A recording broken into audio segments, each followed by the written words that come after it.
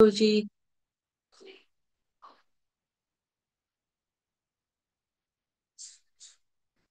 Prabhuji, we cannot hear you. You're currently on Hare mute. Krishna, Hare Krishna, Prabhuji. Thank you very much Hare Krishna. for this class. So Hare Krishna, everyone. Welcome to this inspiring youth session where we're going to explore on a new topic, which is how to respond effectively, which is a very essential skill in our lives, which can elevate our interactions, reflect on inner values, and strengthen our service.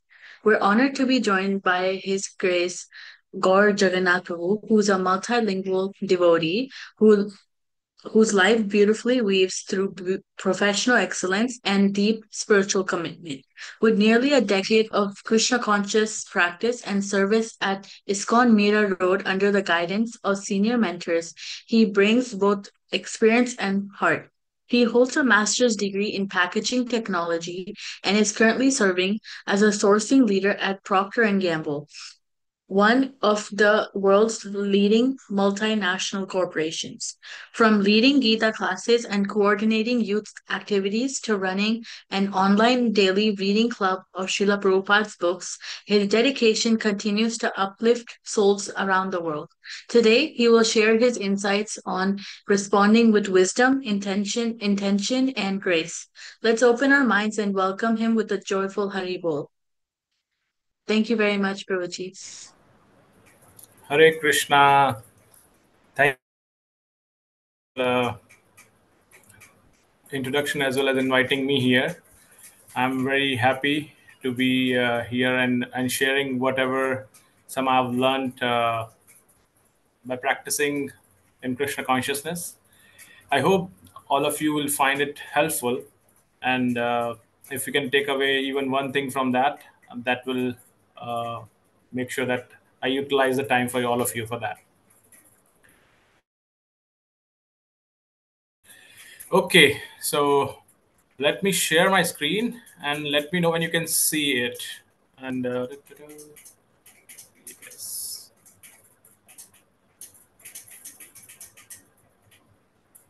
Can you see the screen? Yes, Prabhuji. Okay, great. So welcome everyone. So I see Manohar having his camera on. Hare Krishna. And I see a few more folks, but it seems like they're not ready with the cameras. But as you find comfortable, please put it on so that I can see you and we can have an interactive session. Because again, it's not going to be a monologue. I'll be having an interaction session where I'll be asking you questions, discussing things, and trying to learn together, right? So so to start that, let me open up and try to kick off our session with a quick temperature check. And what do you mean by temperature check? I'll provide you some options and use the chat to kind of say if you have observed any of those situations which has allowed you to lose your temperament or cool. So you see 5 options here. So use the chat and put it there, like if you resemble any of these options which connects with you and you have lost your temper in past. First one being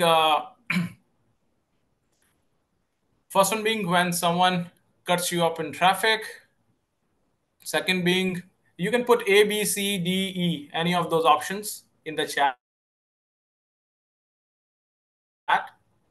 Second one being sibling taking your things without asking you. Okay. Third one being your parents scolding you in front of others. I think for folks like in US, it's a big thing, right? So as I understand, uh, that's the third one. And fourth one being a friend ignoring your messages. They're not responding. And the last one being someone eat your last piece of pizza. Okay, so I see a few folks responding here who are all there. So let me allow some time.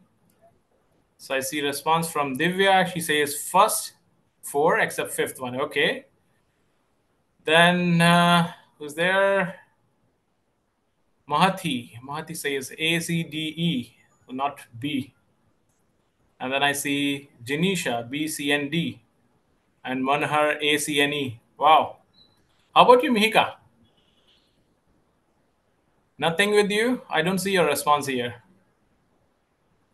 So nothing works out that way? Or who else is left?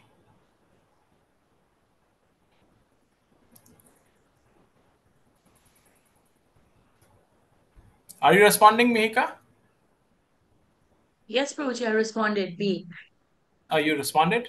Or somehow I don't see it in the chat. I don't see it. Maybe you need to put it to everyone. Maybe you're interacting with Prem Priya Mataji. Yeah. Okay, no problem. So good. So happy to see that one or the other you have seen it. Even few of those, specifically the second one, B. I find it very common in my kids as well. So when kind of they fight or quarrel for this, that someone has taken the elder or the younger one has taken their stuff without asking them. So they kind of have a quarrel around that, and they kind of lose their cool there. So that's why it's important we kind of face these situations. These are very common situations we face every day around, and some situation could be even worse where you kind of because of heat of the moment, some bad words comes out of your mouth, or you kind of have some body language which is not supposed to be there in front of your elders or parents, and then you kind of feel bad about it, right? So all of that comes in terms of response. So there are two type of actions primarily. One is called reaction, another one is called response. Let me stop sharing for a moment. So reaction is basically whatever comes to you first thing, you just do it. It's your intuition. You just immediately do it. And the response is you're taking a pause and thinking before acting. That's response. So all around, even great leaders, scripture says always having a responsive action is better than reaction. All right. So let's look at that from another example. And again, I would need your help, guys. So let's look at a story. So this story is about a cockroach. So as you see in the picture here, there's a restaurant full of people, and there's a lady here on the left side corner who's sitting there.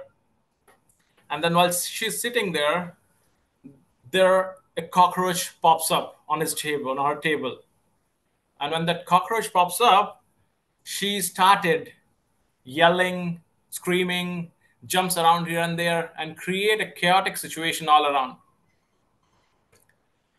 While that happened,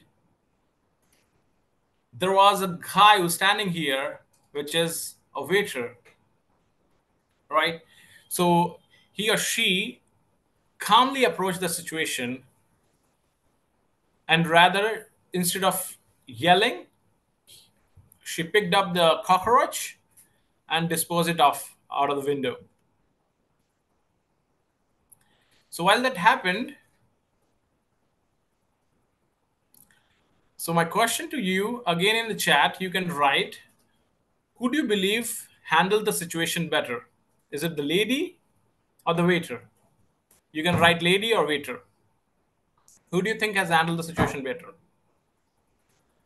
Mana says waiter. Janisha says waiter.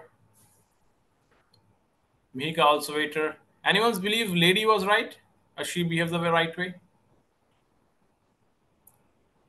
No, not no one. Great. So that talks about while the situation was same, right? The cockroach was there. It is not like in waiter case, the cockroach was not there. It was there, but the way they acted or what we call they responded, it's different.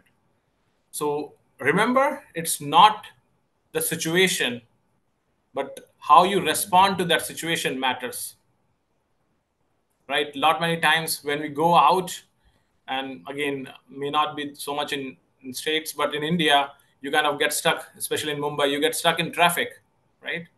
And some people start yelling and they say, it's so bad, it's always like this, India kabhi sudhar nahi sakta, it's always traffic like this, I'm getting late, all that stuff, right?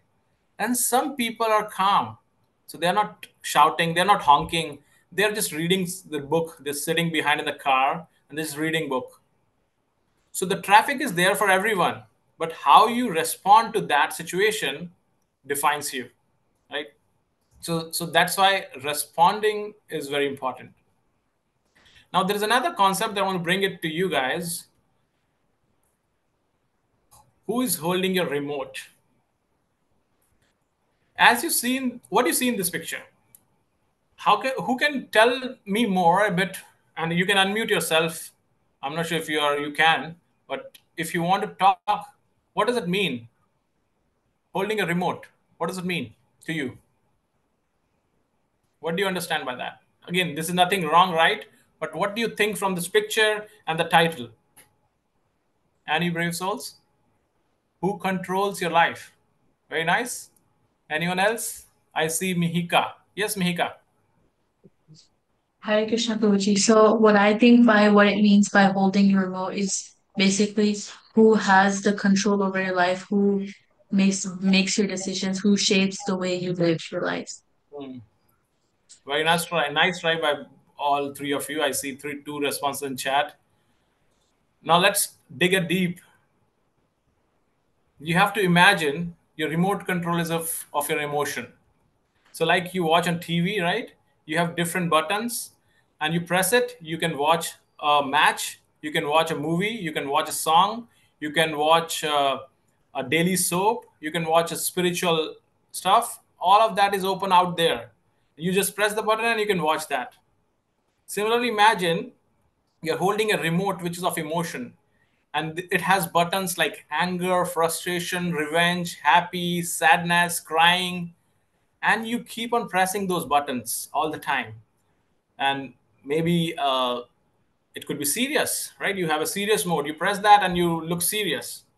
It could be a happy mode, you kind of press it and you feel happy. It could be frustrated mode, while you come from school and you don't have food at home, you're feeling hungry, and you press it and you feel, oh, I'm so hungry, why you don't have food at home, and you start playing that. So that button is pressed in your remote, and then you start playing as per that remote button, right? So that happened. As long as it happens like that, it's still okay. But the question is, have you given control of your remote to someone else? Would anyone want to talk about this? What do you think? Have you given control of your remote to anyone else?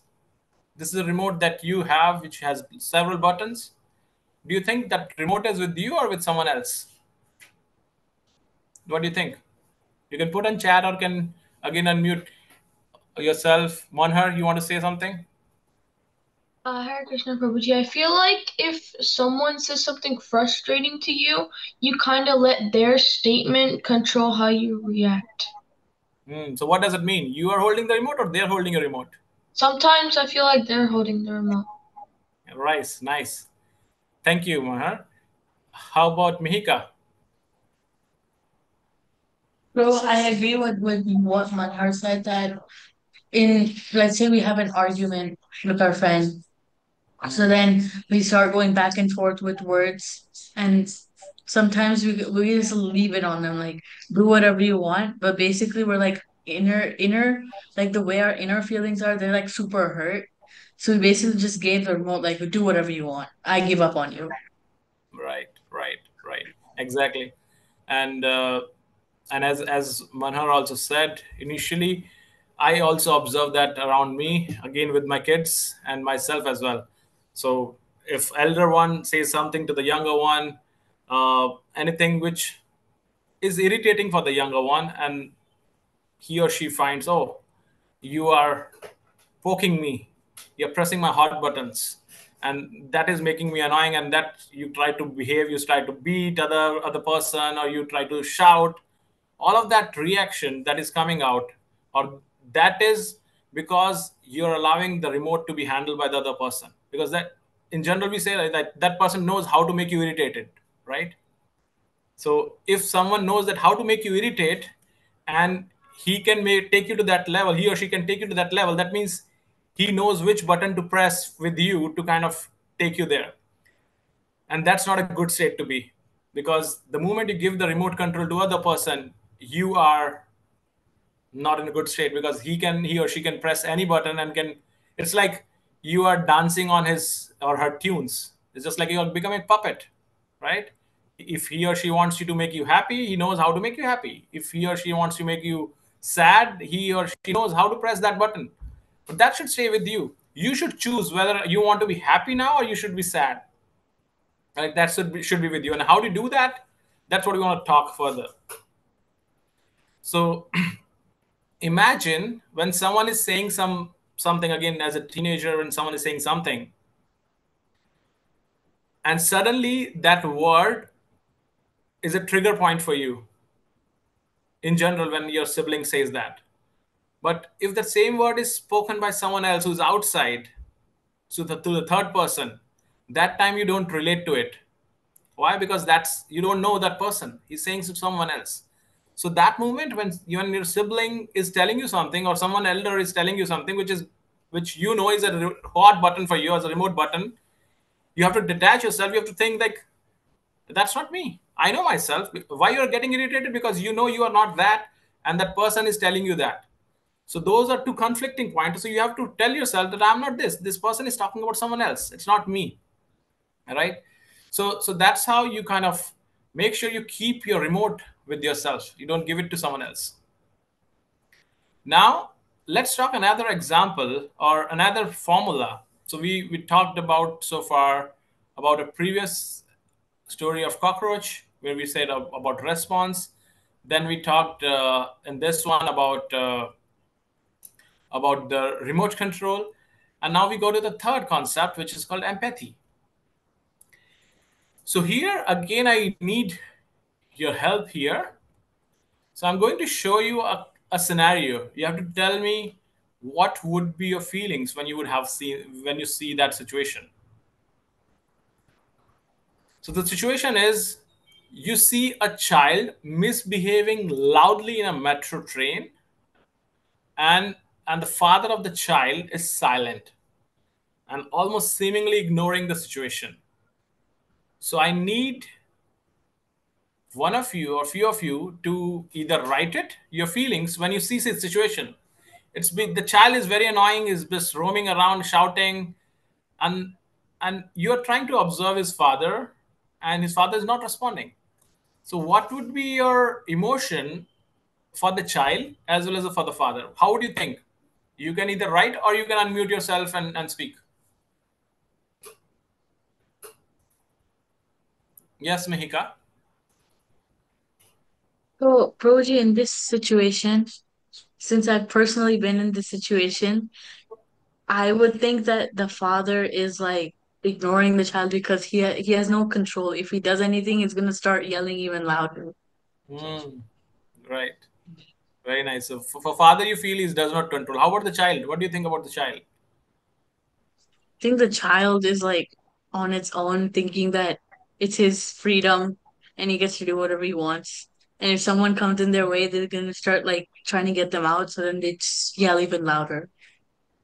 And what's been your emotion in this situation while you're expressing this? What would be your emotion? You would be happy, sad, stressed, angry? I would be neutral because the situation is not in my control. Hmm. Very nice.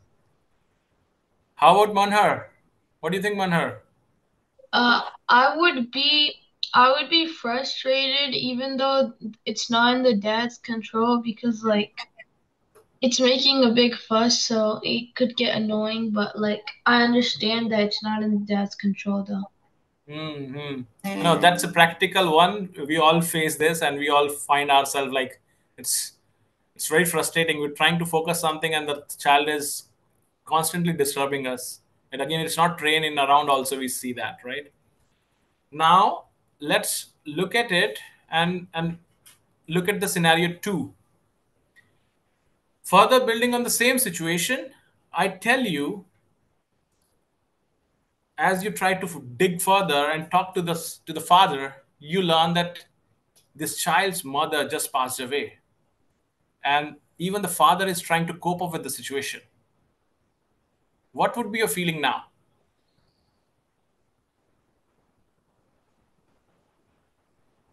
Yes, Manhar. Now I would feel bad for them, Hmm. like Are since you that. any more frustrated? Are you any more frustrated? No. No, right? How about you, Mihika? I would feel very sorry for them and ask if they would need any help. Hmm. So nice. I see. So there are a few people writing there as well. Sorry, miss you guys. So Janisha is saying, I would feel sorry for the dad. This is the previous one because I know he's ignoring the child to not make a situation or drama on the metro. So that's again a situation we felt like parents does not do anything and you feel sorry at that time.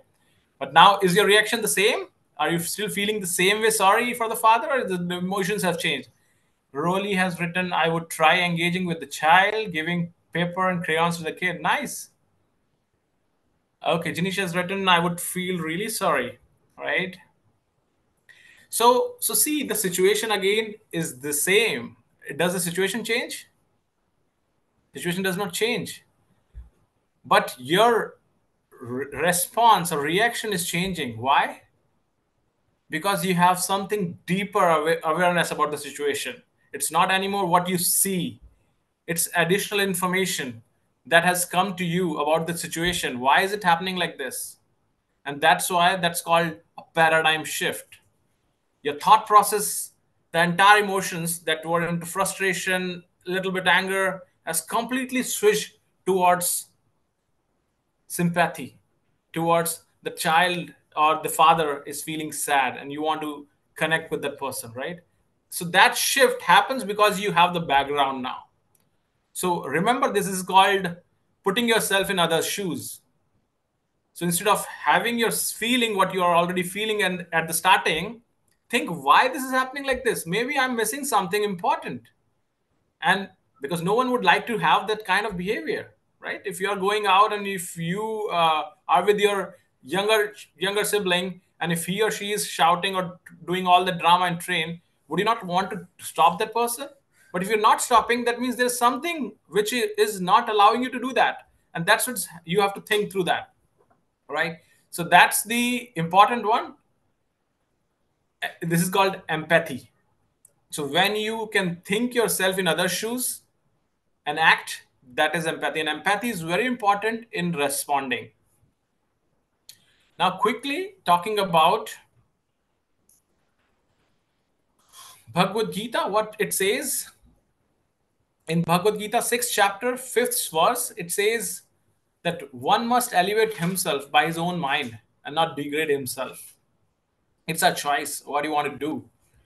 Just like you go to a gym. And why do you go to gym? Because you want to create a strong muscles. You can want to pick up heavy weights. Initially, you go there to the gym and you can just pick up 5 kgs, but you want to build muscle so that you can one day you can go to 50 kgs, 100 kgs, right? The weightlifters daily practice to go to even 200 kgs. How do that start? Because they start small with 5 kgs and add on, and that's a practice. So they build the muscle.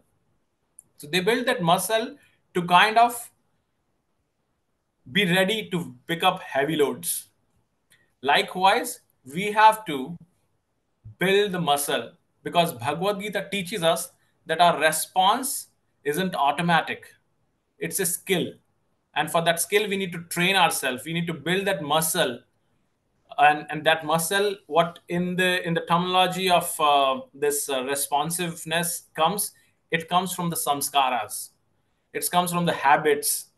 And we know habits are what we associate with, right? So your habit get formed with the kind of things you associate with. Generally when we say association, we connect association with the people, but association is beyond that as well, and we'll discuss that here. So the first is obviously the people association, the good association. You want to make sure that the people you kind of associate, they're positive, They make a positive impact. It's a good company, and hence you kind of stay positive on that front.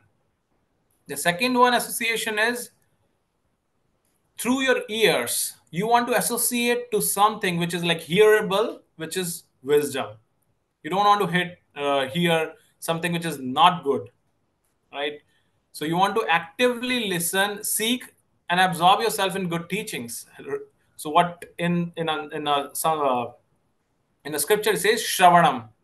So shravanam is the first starting point. So that's the first thing.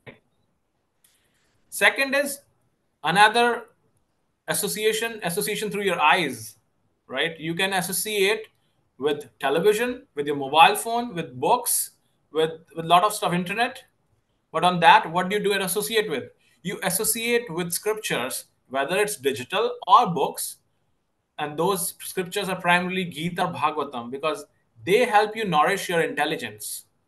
It's like building a muscle, intelligence muscle, to kind of be ready when it is needed in those situations.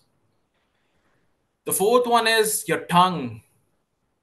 And tongue has two aspects, as our scripture says. One is what you intake from this, what you eat for your body.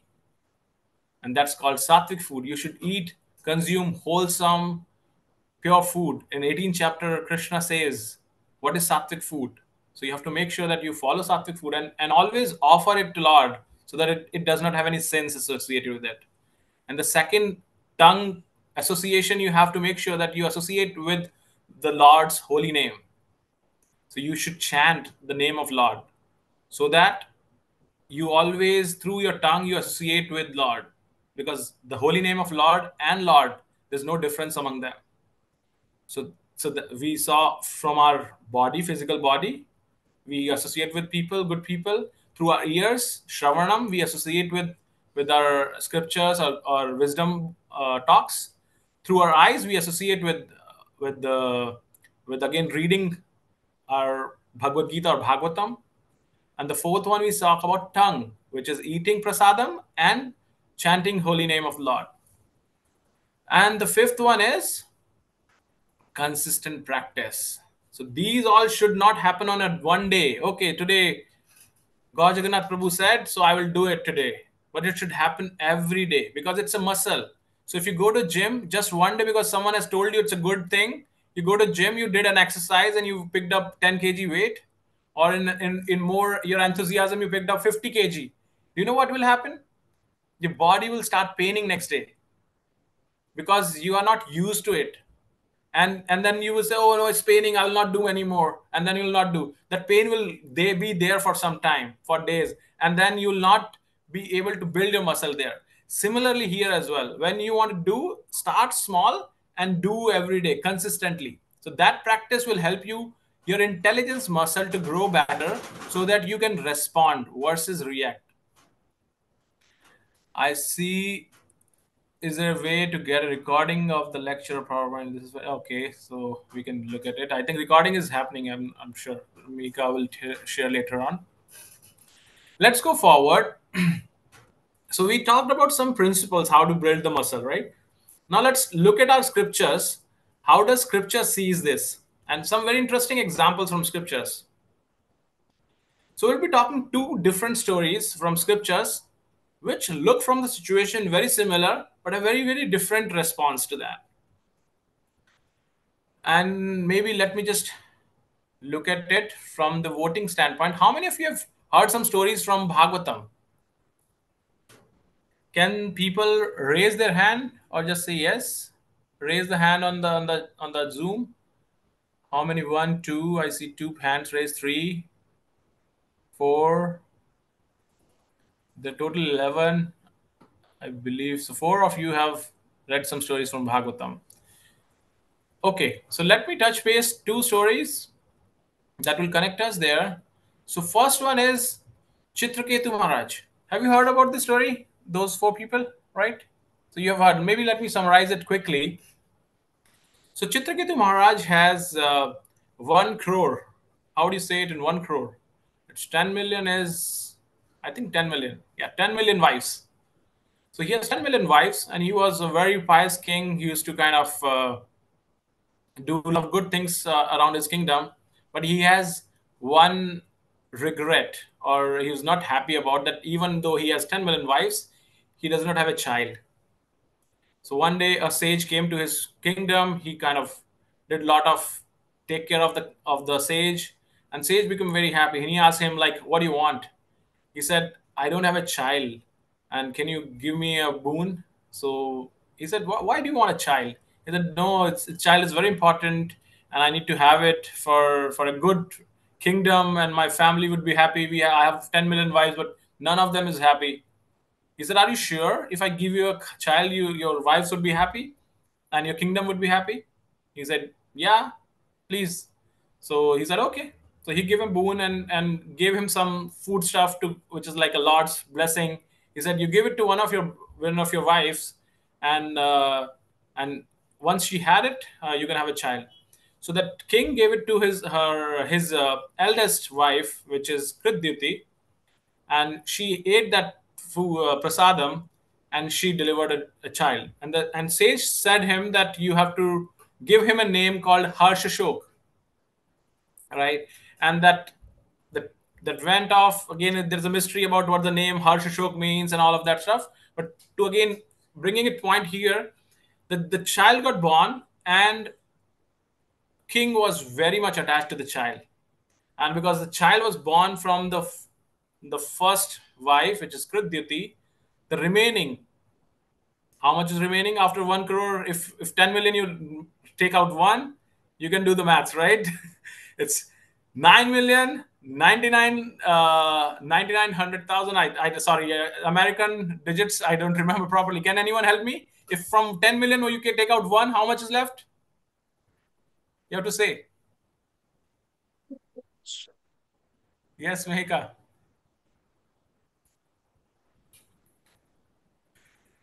Everyone's struggling like me. You guys are studying in American Institute. Like, you should know. If you tell me in Indian, I can tell you. Manhar, you want to say? I think it's 9,999,099. Yes, yes, correct. So that many queens were left. They don't have a child, right? So king was attached to the first queen and the child. The remaining queen felt that they are not being now taken care properly, and they are not taken care properly by the king. Why? Because he has a child from the first queen. So it's an and have you ever experienced this behavior, like when you felt like your parents are just supporting your sibling, and you are feeling like, oh, they're not loving me anymore, they're just focusing on that one, either the elder or the younger one? Have you faced it? How many of you faced it? Just raise your hands.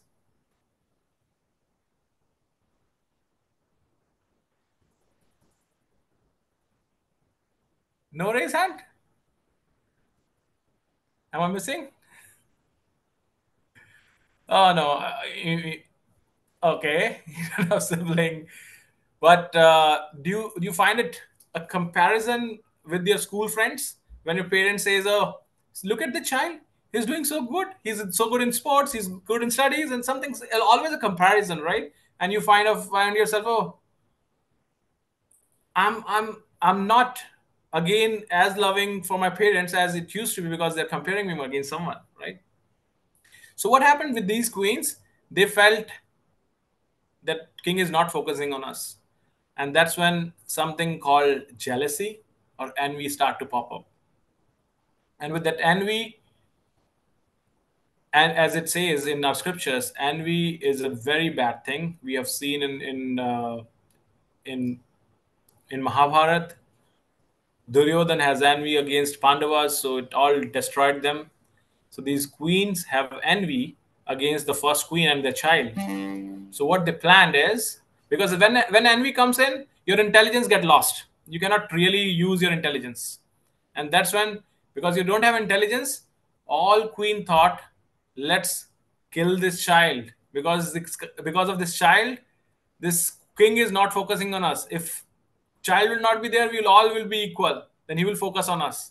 So they poisoned the child. That's that's the story. It goes further, but I want to stop there because we see when we have this feeling with our siblings or with our neighbors or with our friends, a comparative feeling when we feel like, oh, teacher loves that person, that child who sits on the front row much more than me, that creates the pops up of a point of jealousy or envy. We should not think like that. Now, if we should not think like that, what how should we think? That comes from this other story from scripture, and that story is of Uttanpad. Do you know who is Uttanpad? Anyone knows who is Uttanpad?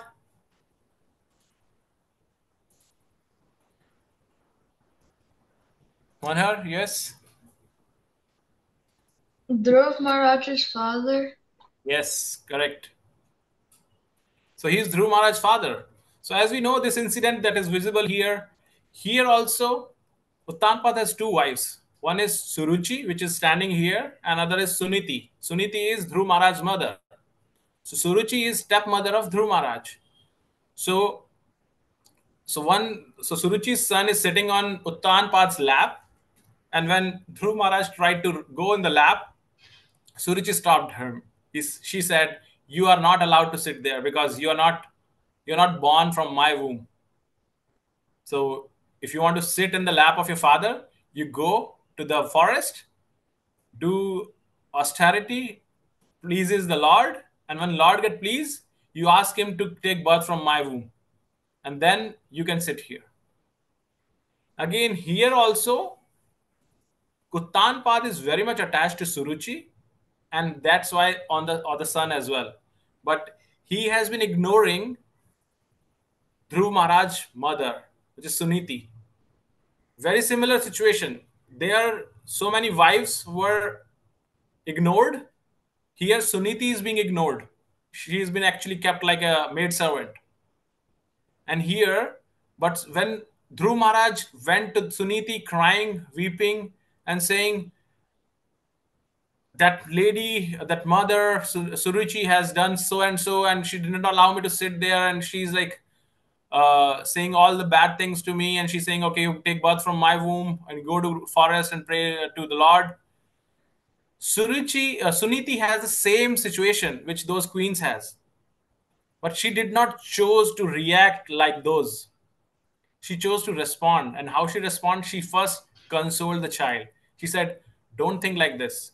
Never ever, because of your jealousy or your frustration, don't think bad about others because it comes back to you. Always think good for others. And she said, whatever she has said is true because your father doesn't love me that much that he loves her.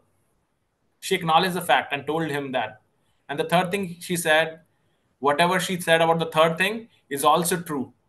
That only Lord Krishna or Lord Vishnu can give you what you want. So if you want to sit in your father's lap, go and pray to Lord Krishna, Lord Vishnu.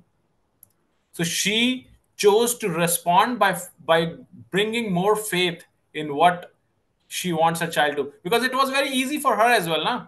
As you can imagine in the first story, she can also say, oh, you are saying right, let you grow up and then we will kill your father and that mother also. She could have said that, right? But she did not do that. She responded. So all of that comes from scriptures. We learn that.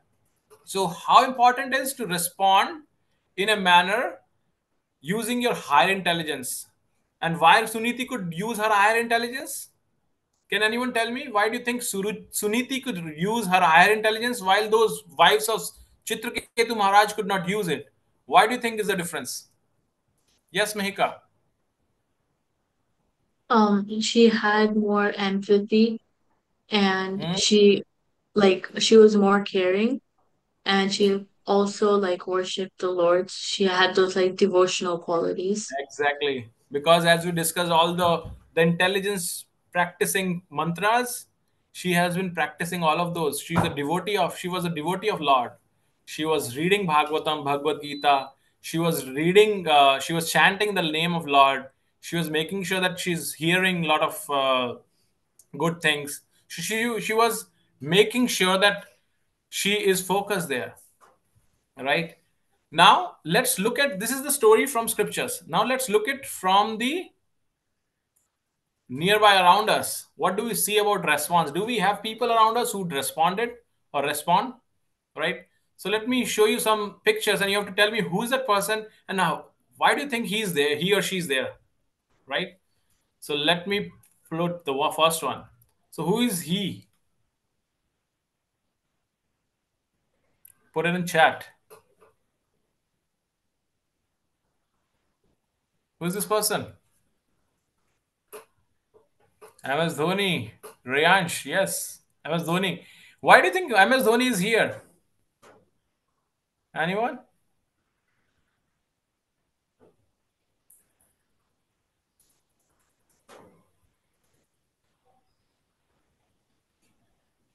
So when it comes to speaking, only I see Manohar and Mihika. No one else is interested to speak up. Rayansh, yes. Rayansh, please go ahead. I think MS Dhoni's here because like he was the leader of the Indian cricket team, and he Hmm. also like he makes decisions for the team that works really well. That's why they were able to win a lot of games back then. Do you know the one another name of Dhoni? What is called as? Captain Cool. Yes. What does cool means? He's always calm and he's not making hasty decisions. Yeah. So he's not reacting. He's always responding, and that's why in the tough matches, when even an umpire has given a wrong decision, he never shouted on umpire or kind of looking at it, why you're doing this, and then thinking like I will lose the match now. He's been always focused on what can I do now, and that's why it becomes like he is Captain Cool. So that's why he's like making sure this intelligence is there, the response. Now let's look at the second one. Who is this guy?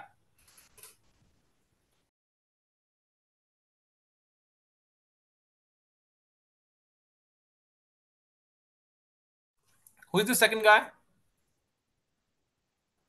Michael Jordan.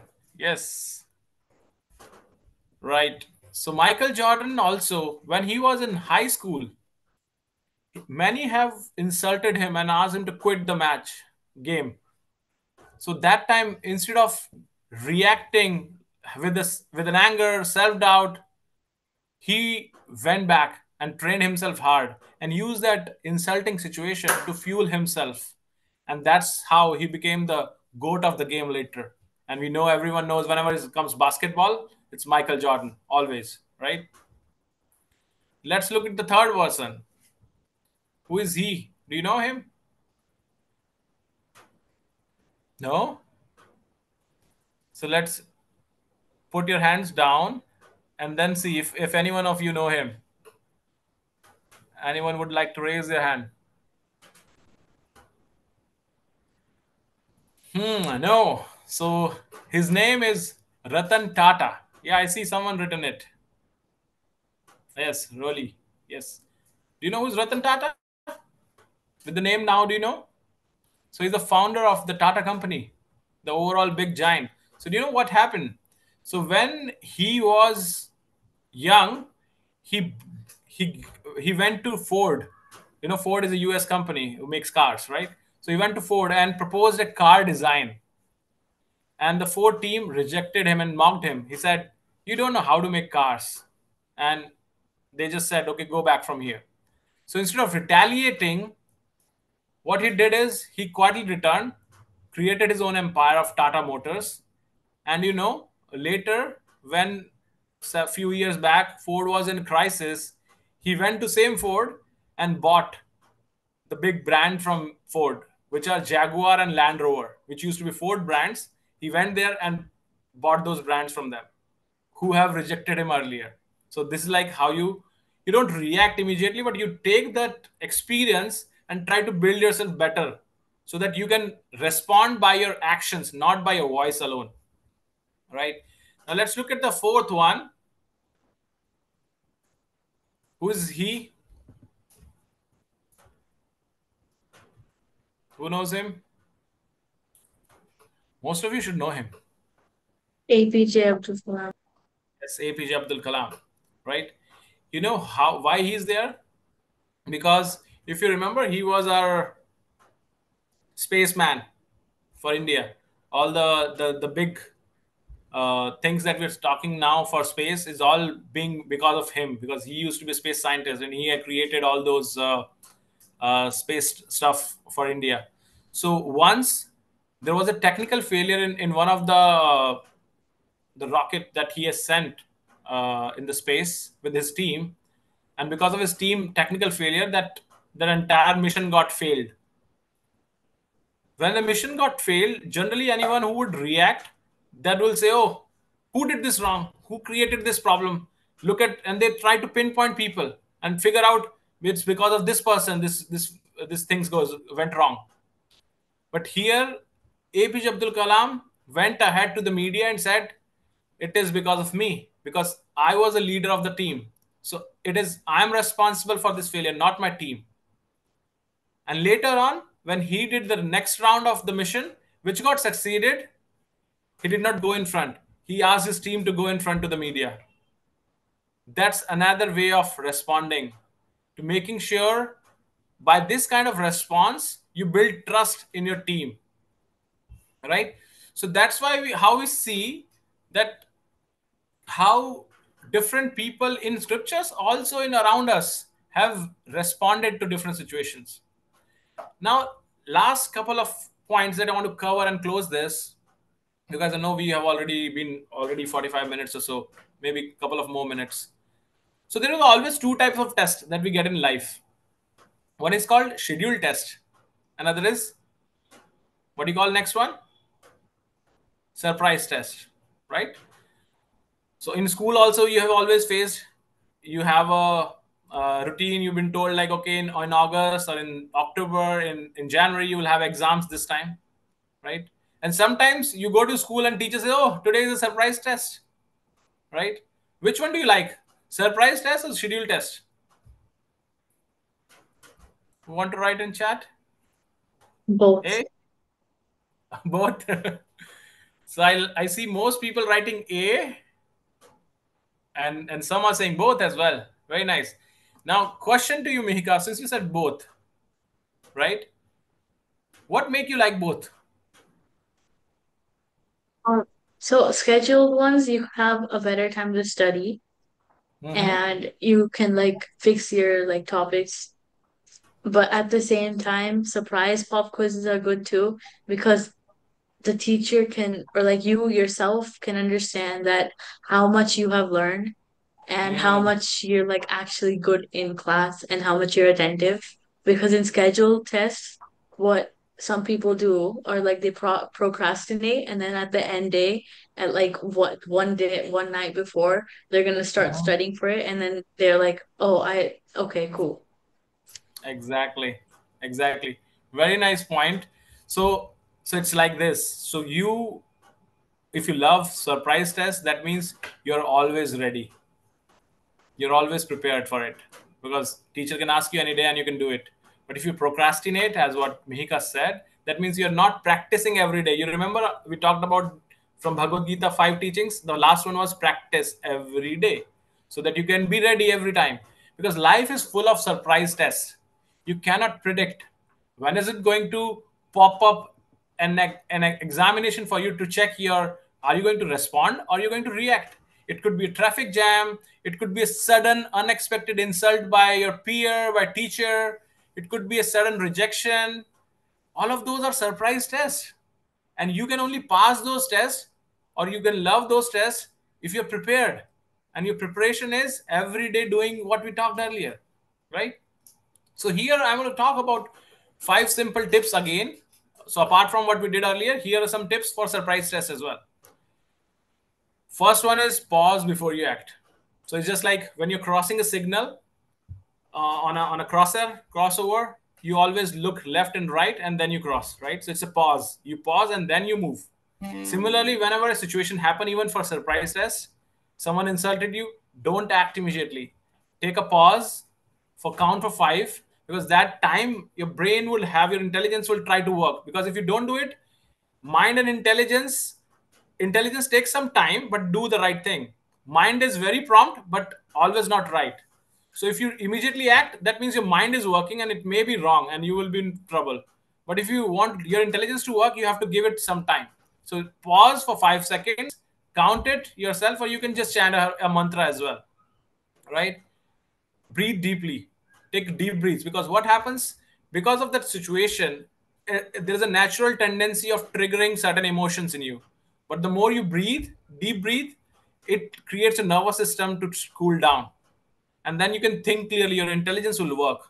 Just like we saw in jealous and envy, that stops our intelligence. Here deep breathing enhances our intelligence and we can act better. Third one, as we discuss about metro example, you have to empathize.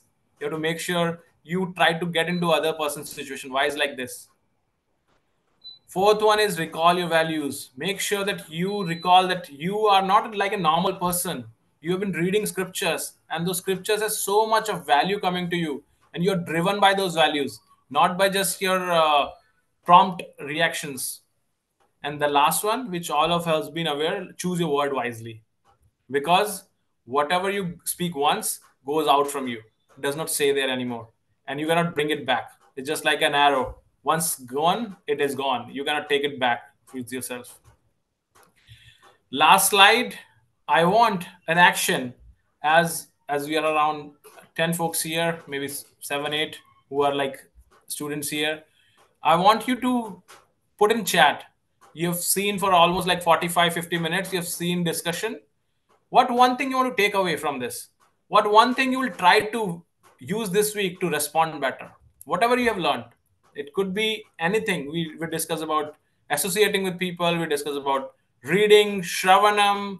We discuss about eating prasadam with chanting. We talked about these 5 things that we just discussed in the previous one, pausing and thinking and deep breathing. Any of those which you want to try. One thing you have to write in the chat. What is that one thing? Because that's a test for me as well as a commitment for you. I want to see how much you have been here and what is one thing you want to take back. I'm pausing, giving you time for maybe another 30 seconds.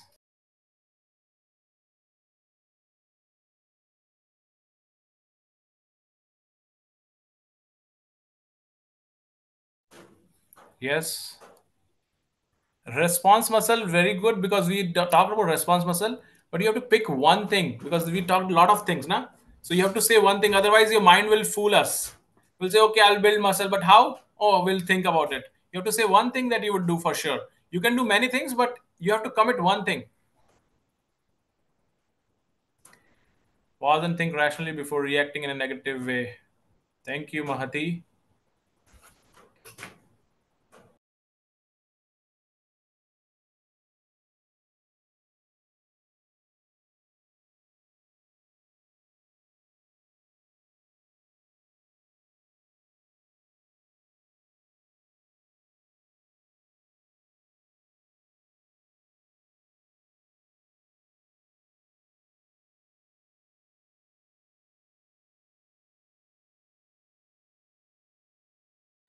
Fantastic. I see. Start reading scriptures. Keep these essential tips in mind. Control my emotions. Very nice. So thank you. You can continue to put it here or keep it with yourself. And maybe with that, let me put a closing comment. As I mentioned initially as well, reacting is automatic. Responding is powerful and need practice. And choose Krishna conscious living. Remember, you are not just teenagers. You are intelligent, powerful souls. The more you connect with Krishna through any of the different ways that we talked about and his words, the more powerful your ability will be to respond effectively. With that, thank you very much for your time, and I'm sorry for taking 5-10 minutes extra. Thank you, Mihika and Priya Mataji. Thank you very much, Boji, for this very empowering session. You gave us many tips and ways to respond, not to immediately react, because reacting immediately can cause us to fall in difficult situations, because once what comes out of our mind does not ever come back, because that can like hurt the person. or it Yep. could make the person feel good. It matters on how the words out of her mouth went. It's like it Yep. sticks to them immediately. Yep. So thank Right. you very much, Prabhuji, and please continue coming, giving Thank you. us this Thank you for again nectar. having the time, and all the best to everyone. Practice this, and I'm sure you'll be doing it much better. Thank Thank you you. very much, Prabhuji. Hare Krishna. Hare One second. Krishna. अनंत कोटि वैष्णव वृंद की जय, श्रील प्रभुपाद की जय, हरि बोल। Thank you, Prabhuji. Hare Krishna.